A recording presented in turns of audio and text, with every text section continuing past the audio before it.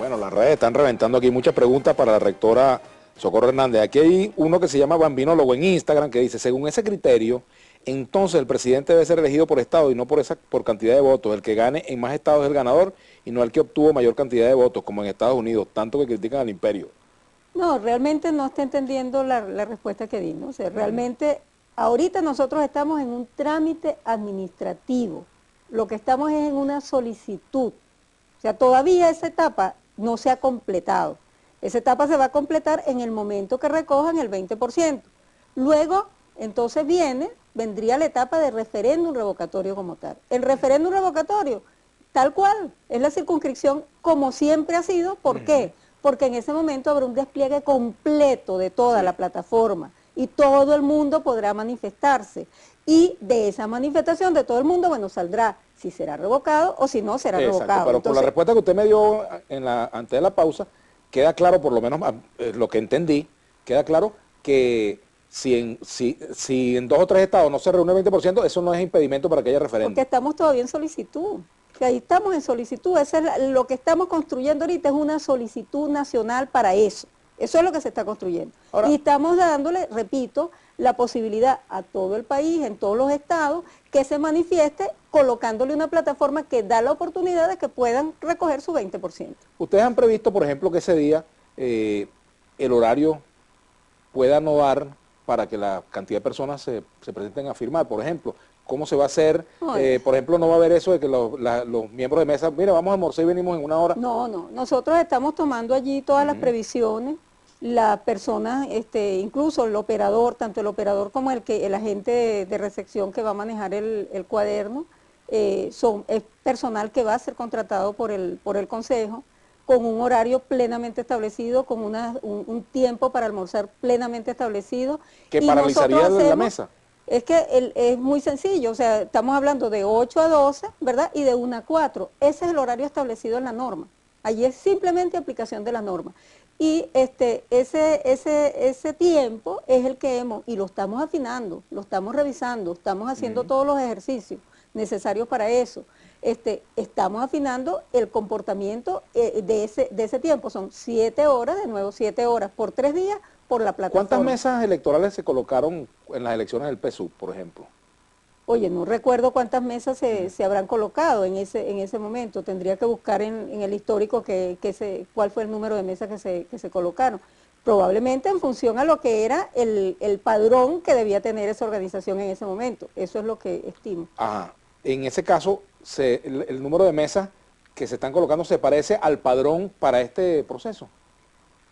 Sí, ¿por qué? Porque sencillamente... Estamos hablando de 19 millones de personas. No, es que lo que se necesita para este proceso son 3.893.129, porque estamos hablando de una solicitud. Pero ¿por qué poner ese techo? Es lo que yo no entiendo. Es que es la norma, o sea, la Constitución te dice que es el 20%, no te dice que es otro. Nosotros tenemos un país ¿verdad? Claro, es el mínimo el 20%. Es que el 20% es lo que permitiría simplemente hacer de una vez ya, ir al siguiente paso. Recuerda, te repito, o sea, nosotros tenemos eso una implicaría situación, un temor a que se pudiera expresar una cantidad mayor No, mira, realmente los que tienen ese problema, los actores políticos que tienen ese problema, que se sienten a conversar y nos dejen a nosotros trabajar correctamente. Nosotros no tenemos dinero. El país está en crisis. El problema presupuestario de todas las instituciones es fuerte.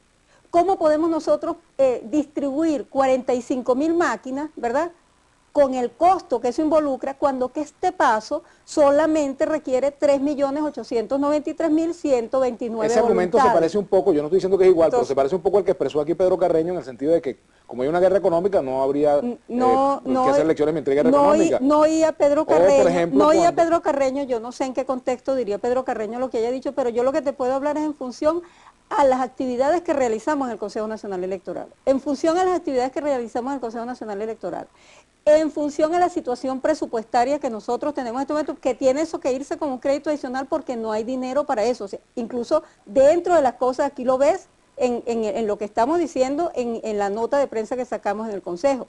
Esto se ha iniciado a partir de todos los procesos correspondientes la solicitud del crédito adicional porque no tenemos dinero para eso. Y no podemos ir a pedir más allá de lo que efectivamente se necesita para ¿De cuánto este estaríamos proceso. hablando? ¿De qué cantidad se necesitaría para colocar las mesas que sea suficiente? ¿Cuánto sería, por ejemplo?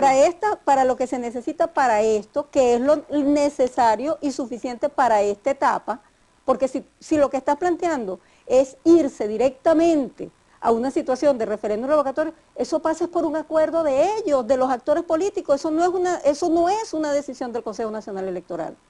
Hacer las cosas de una manera distinta, pensando en el país, pensando en toda la ciudadanía, eso pasa por los actores políticos, eso no es un tema del Consejo Nacional Electoral. Nosotros, para llevar la paz al país, lo único que podemos hacer es garantizar que las normas y la Constitución se cumplan, y es lo que estamos haciendo. ¿Y la falta de plata también implicaría que pudieran no haber elecciones regionales por ese criterio? Mira, todavía en el tema de elecciones regionales son otras cosas. Está en un proceso de validación de las nóminas de los partidos políticos. Recordemos que son elecciones regionales, que por lo tanto hay mayor participación de distintos actores políticos en ese tipo de elección. Bueno, hay un proceso de renovación de nóminas que está corriendo. Entonces, todo eso tiene que ver con lo que es las elecciones regionales. En las elecciones regionales eso es uno de los elementos necesarios para que tengamos una mayor pluralidad para el momento de las postulaciones.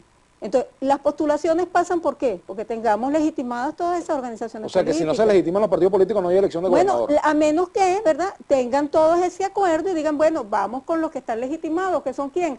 El PSV y la MUD. ¿Es eso lo que realmente los actores políticos de este país quieren?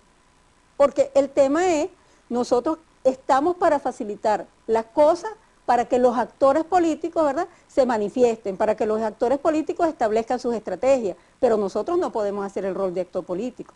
Hacemos la pausa y ya venimos para la parte final del